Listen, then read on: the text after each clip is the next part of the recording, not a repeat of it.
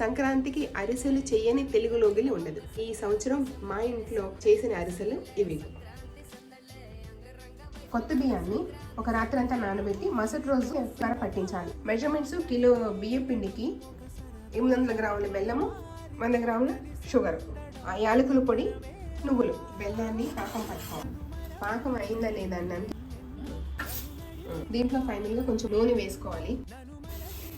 నువ్వులు, యాలకుల పొడి, బీట్ పిండి వేసి కలిపేస్తే అరిసెలకి ప్రిపరేషన్ ముద్ద తయారైపోయినట్లు లెక్క.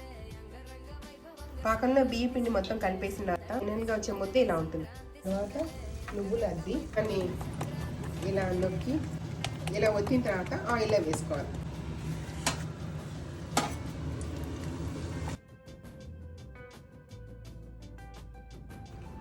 బాగుంది.